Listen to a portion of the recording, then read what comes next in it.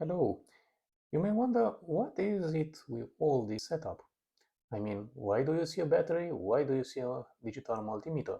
Well, I think you know all too well what we are going to look at. First of all, what we are seeing in front of us is a battery.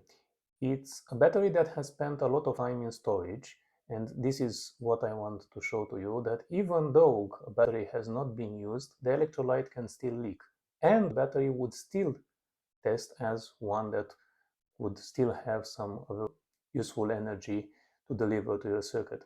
And this is what matters, because ultimately you may think, okay, I have a battery in storage, what could go wrong? Well, actually it's going to go wrong, particularly when a lot of time is going to pass. And even though you could use this battery, I advise against it. So if you look closely, you can see that there is clearly electrolyte that has been leaked from the battery in the left side. On the right, you can see that there is still contact, and you could probably clean it and still be able to use the battery to some extent.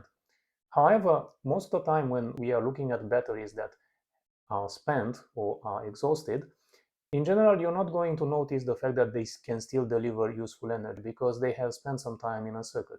But in this case, let's see what we are actually looking at.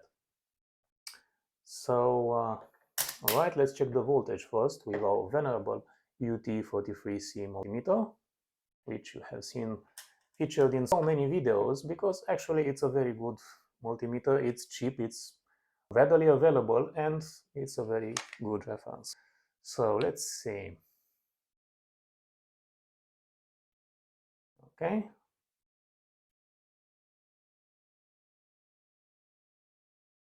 .42 volts. This is not far from 1.5 volts, the amount of voltage that was probably delivered when battery was new.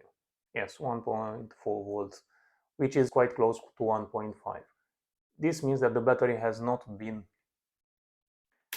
the battery's amount of capacity has not been reduced significantly. And now let's look at the current range, because I'm expecting the current range to show a difference from the value I previously measured. And that would be, if I'm right, probably less than 2 amps, I think, in short circuit. In general, as mentioned, this is a very good way to assess batteries, but only when they will not probably deliver more than the rated current for this multimeter, which is 10 amps, which is probably, okay, let's see. Oh, I didn't make good contact.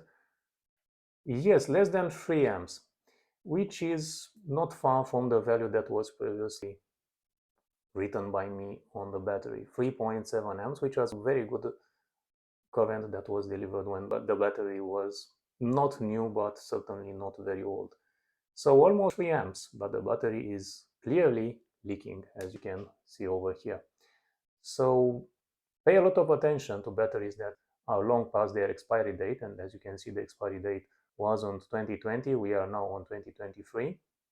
So clearly the battery has been keeping up pretty well with the time. Unfortunately, we cannot expect much more than that. So keep that in mind when you're having batteries and you're still thinking that you can rely on them, because ultimately, yes, there are situations that we cannot predict, but however, this is one such scenario where it is clearly possible. So around 2 years after a battery has passed its expiry date, and if it has not been used, I don't think it's advisable to place it on a circuit. So please keep this in mind, and I hope you enjoyed the video.